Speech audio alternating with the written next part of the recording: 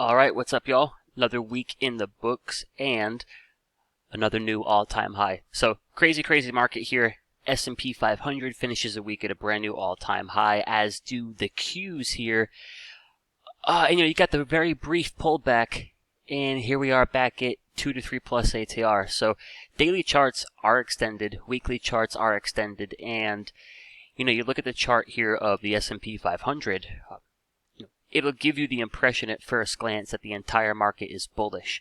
Not exactly the case here. The reality is 3 to 4 stocks are basically running the show right now. And those 3 to 4 stocks are the Googles, the Apples, the Microsofts, the Facebooks, pretty much the tech stocks here. So heading into next week, we got earnings for Google, Microsoft, Facebook, etc. So earnings kick off next week for big tech.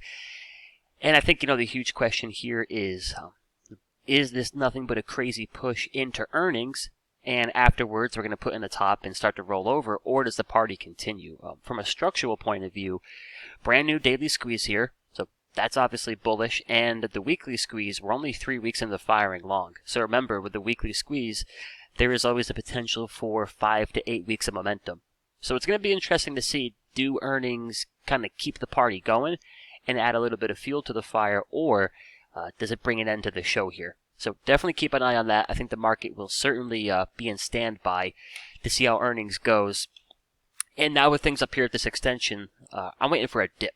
So I got a few things on the focus list, but I would like to see the market come in here a little bit before I start to pull the trigger. So this week, let's take a quick look. In the Mastery, we did a quick trade here on NET.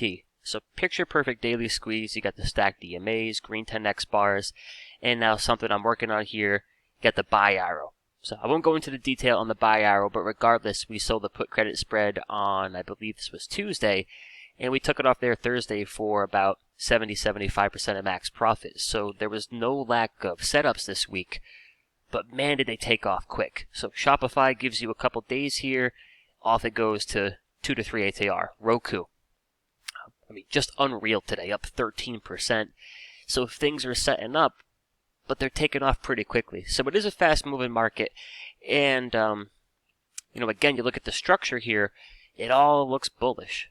It all definitely looks bullish, but I do think the strength in the tech stocks is kind of masking some of the quote-unquote selling pressure that's really taking place under the surface. So your Qs look good, your SPY looks good, but check out the small caps here, IWM. You got red 10x bars, no stacked DMAs, and you get rejected after the bounce to the 21 this week. I'm looking for this to roll over again. So we did sell a call credit spread here on IWM, and energy. Energy's breaking down. That's an ugly chart. That is losing structure. Your financials here, just kind of a chop fest. So that's not making much of a contribution towards the overall market. The industrials really aren't contributing too much here. Your transports look pretty crappy. So, in a nutshell, it's Google, Microsoft, Apple, Amazon here. So definitely keep an eye on earnings next week. And there's a few more trades we did this week. So Peloton. Here on Peloton, you got a great looking daily squeeze. You also have a really good looking weekly squeeze. And you got plenty of time here before earnings. Earnings are, I believe, early September. So yesterday, ugly flush, but really all it was a pullback at the daily 21 EMA. So we took advantage of that and sold a put credit spread with short strikes all the way down here at 108. So we got a good 10-11% cushion with the bounce here today. We're looking at about 20% of the max profit. So I love Peloton as far as the chart goes, and I love the fact that earnings aren't until September 9th. So we got plenty of time here. So we took a position in Peloton. We did the quick trade there in NET. We get the short position on the small caps. And then a few more things here. Walmart. Took a position in Walmart in the live trading portion of my class today. Great looking weekly squeeze. So that's nice and bullish. You got a daily squeeze, and you have squeezes all the way down to a 15-minute time frame.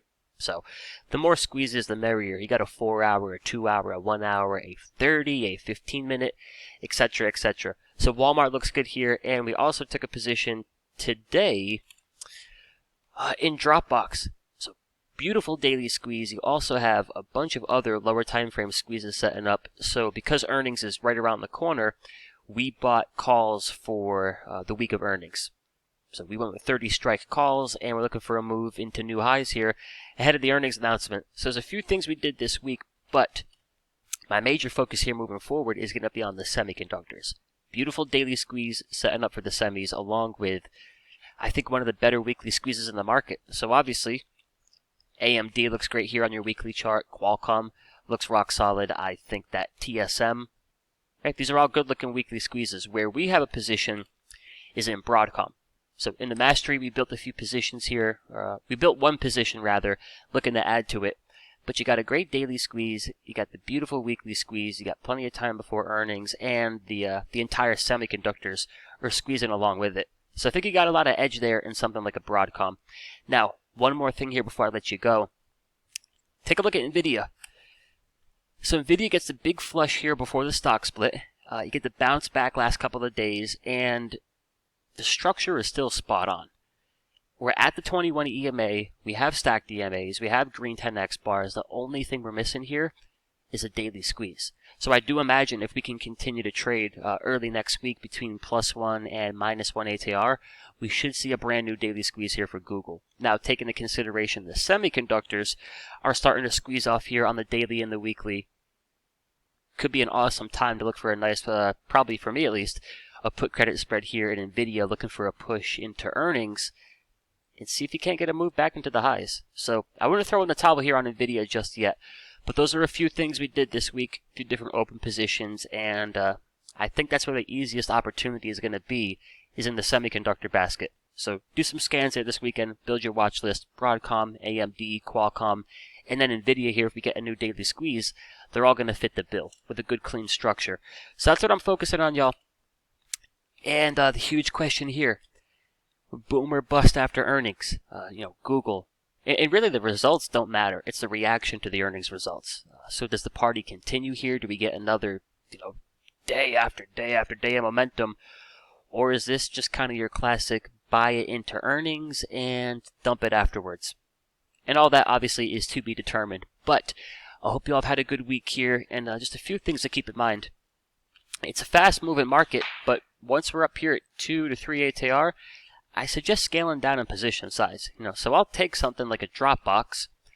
It's got a beautiful structure. Now, if the market is extended, I'll still take this. I'm just going to take it with a smaller position. I don't want to take, a 10, 12, 15, 20% position and everything when the market is extended. Because if we do come back down to earth, you're going to feel that a little bit.